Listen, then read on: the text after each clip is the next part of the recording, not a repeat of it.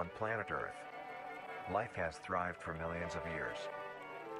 Creatures big and small have found ways to adapt and evolve to flourish in all types of environments. From barren wastes to lush forests, life can be found. Earth has homed these creatures since the dawn of life itself. Only until very recently, things have changed. New life forms have appeared all around the globe and completely changing the balance of nature and what we know about evolution itself. That is why we, at National Living Meat Research, have been studying these new species, trying to help educate everyone about these creatures and their wondrous ways of life. First, what are these new life forms? Since their explosive arrival across the globe in 1931, there has been much debate on what these newcomers are, and where they came from. Are they extraterrestrials coming to invade Earth? Or are they demons who come from hell to purge humanity? From what our scientists have discovered, no. The origins of these creatures are solely to Earth, miraculously out of nowhere. We don't know why or how, but one thing is for certain, Earth is now their home. What these creatures are is mysterious and still not well known today. But here is what we do know. These creatures are comprised mainly of muscle tissue, organs, and bones. They greatly resemble animals with no skin, or store-bought meat. Because of these characteristics, they have been named accordingly as Vita carnis. The carnis species consume decaying, organic matter, but their main diet is composed of raw meat, not including their carnis relatives. The carnis only appear in places where there is an abundance of crawl, which leads to the first creature of the carnis species, the crawl. The crawl is a growth of meaty tendrils that closely resemble the small intestine, the only difference being the dark red coloration. These tendrils grow in a similar pattern as vines, mold, or fungi. A primary stem structure is the host to divisions of other, smaller branches. In each tendril contains a variety of veins, arteries, and other similar organs used to transport nutrients absorbed from its surroundings.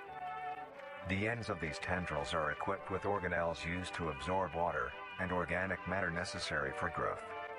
The source of these organic materials is mainly found in dirt and soil on surrounding surfaces. Using its root-like tendrils, it absorbs the material and processes it into usable energy. Although, the crawl also obtains energy through another means. Using a sophisticated form of photosynthesis, the dark pigmentation of the smaller branches is ideal for absorbing sunlight, and therefore allowing solar energy to fuel the crawl's growth.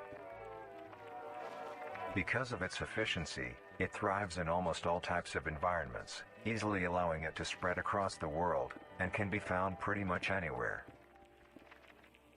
Its recent inclusion in the ecosystem has caused many major changes in nature's balance.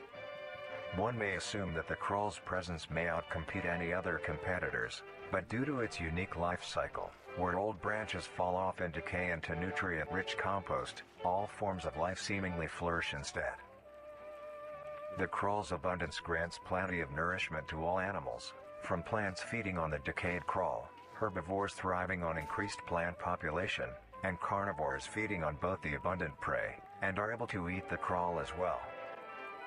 The presence of all these animals leave behind waste, which will be broken down and consumed by the crawl, and the cycle begins again. This form of symbiosis leads to an environment where all populations thrive. Humanity also uses the crawl to our advantage. Because of the supernatural rate of growth and its richness in nutrients, it has been sustainably cultivated into domestic farms. The crawl is harvested and processed into fertilizer, which greatly increases crop yield and quality. The crawl may also be used as a food source for humans, and reliably so. But due to its unkindly appearance and taste, it has yet to reach cuisine standards. The crawl also plays a very important role in the next creatures that we have been studying. Sometimes, in a crawl-populated environment, a node of meat may develop on one of the branches. This node will fall off and grow into a functioning organism, and go to live on as an independent animal.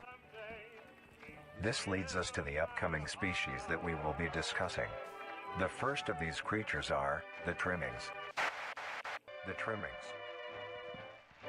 Trimmings are small animals that resemble skinned raccoons. They are commonly known to have a plump body, round head, small eyes, nose and ear holes, and an agape mouth. They are also equipped with a diversity of limbs. All individual trimmings are unique, each with a different body shape.